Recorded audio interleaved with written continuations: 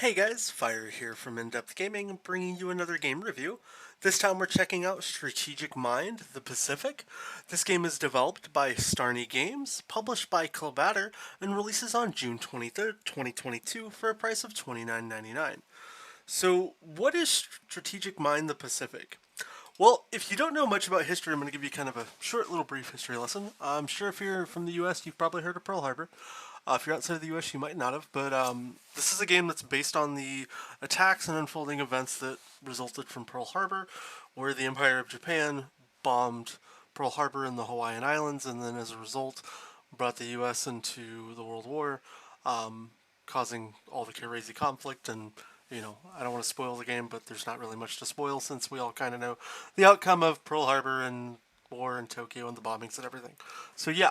So what does this game do? This game actually allows you to take control of Pearl Harbor. It allows you to control and command a naval fleet, so basically be the admiral, in a turn-based style strategic game where you're going to get to control tons of ships. And the gameplay you're seeing here, I'm playing on the America side. If you want to see a little more gameplay, you can always check out my live stream.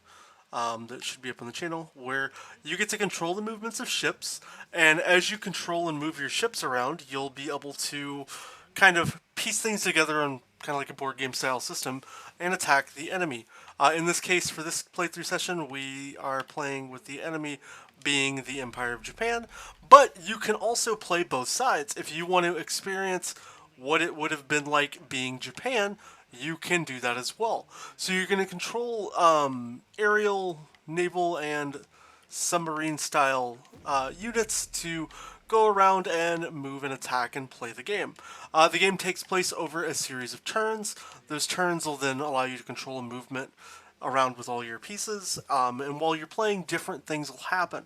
There are some AI counterparts. In this case, we're kind of off the coast of Australia. Like I said, I don't want to spoil too much, but the little blue guys here on the map are kind of like your allies. So in this case, in this part of the mission, we're trying to help defend them from Japan's attacks.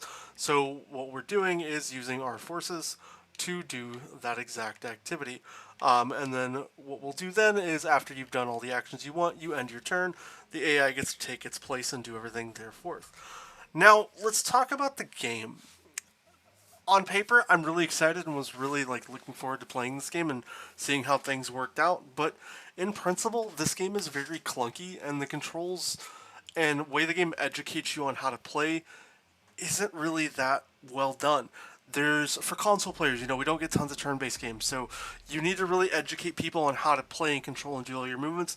There's no button indications in any of your screen, and it took me a while on stream just to kind of find where to even go to learn how to play the game beyond just trial and error of moving my pieces and not getting solid explanations.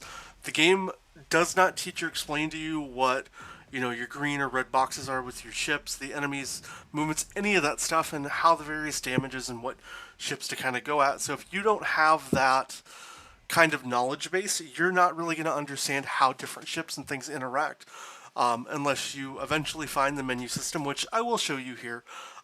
Once the game finishes doing all its AI turns, you cannot pause or stop this game. You cannot speed things up. Once you start ending, the AI turn either plays and does its thing, or you're just done. That's it. So you have to wait and not be able to do anything and just let all the animations go, which it kind of feels like I'm forced to let somebody else play the game that I want to play. I can't speed this up and let the game just boom do everything.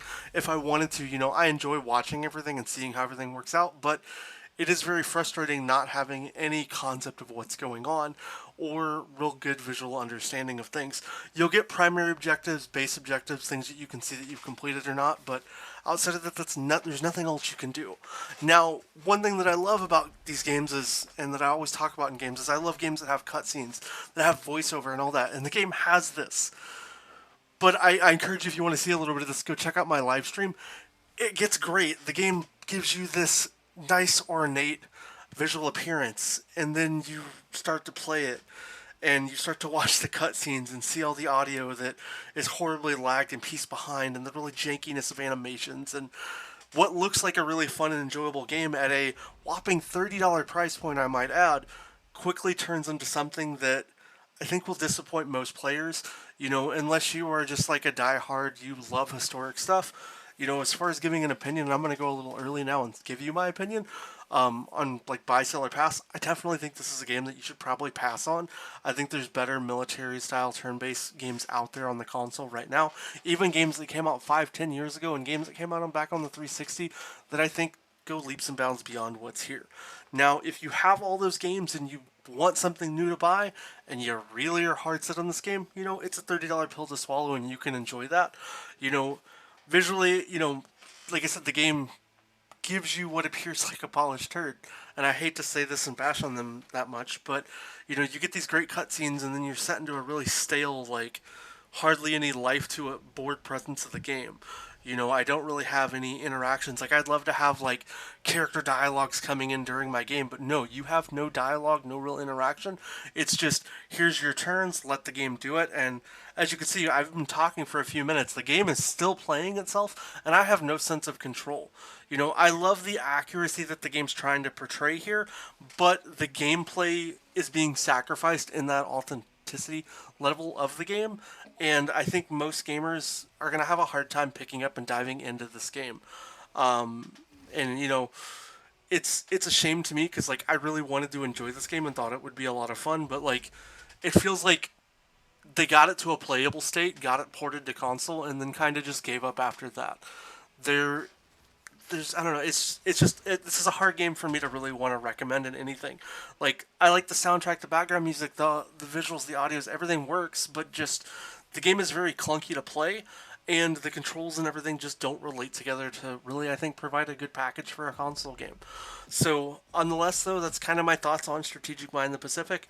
Like I said, it's a $30 pill to swallow if you do want to pick it up. If you have any questions or want to know more about the game, please let me know down below in the comments. I'd love to hear your thoughts and, discuss the game even further. And if you have questions that I didn't cover, like I said, drop them down below. Outside of that, I hope you enjoyed this review. If you haven't already, please consider subscribing to the channel. Join our Discord where you can have chances to win some cool games we do all every week. Outside of that, have a great rest of your day, and we'll catch you next time. I'm gonna simply just let this finish here. This is the extent of what you get as far as like dialogue stuff, but it's very few and far between. But yeah, outside of that, enjoy your rest of your day, and we'll catch you next time. It is the hardest blow for our entire fleet after the Pearl Harbor disaster. It left us without means to stop the Japanese in the Pacific. From Admiral King to Admiral Nimitz.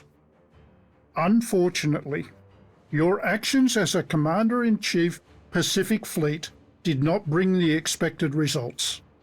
Prepare to relinquish your duty to the new Commander-in-Chief